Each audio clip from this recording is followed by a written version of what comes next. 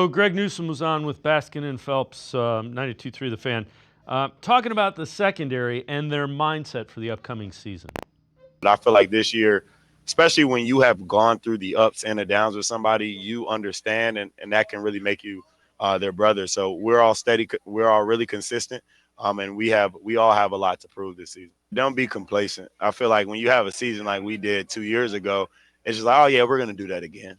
But this is a league that'll humble you very, very fast. Our mindset is just to attack every single day. A lot of it has to do with that energy that we said all the time. We're losing a huge guy in JOK, obviously, for the season, and he was one of those energy guys. And obviously, I'm one of those guys too. So my part, for this team is just to make sure every single day we have that attack mindset, we have that energy, and we're going to do that this season. So again, that's an area that has to play like they did 2 years ago. That the secondary in particular was kind of like not what and they realized it. You got rid of Juan Thornhill. You brought in a couple of veterans. They need better play from the secondary. That's an area of the team that should have been better, quite frankly.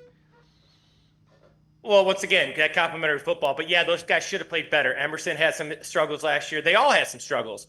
One of the keys will be that free safety in Jim Schwartz's defense. Can that free safety get over top, create, get some interceptions on some deep balls? Can it be the last line of defense and make sure tackles if something breaks? Because that's going to happen in a man pressure defense. You're going to give up some big plays, but they don't need to be huge plays, right? They could be 25 yards, not 65 yards. So that's kind of where that they need help at that free safety. They got to create some turnovers. They got to create some short yardages for their offense, especially the Browns, whoever their quarterback is, whether it's Flacco, one of the older guys or younger guys.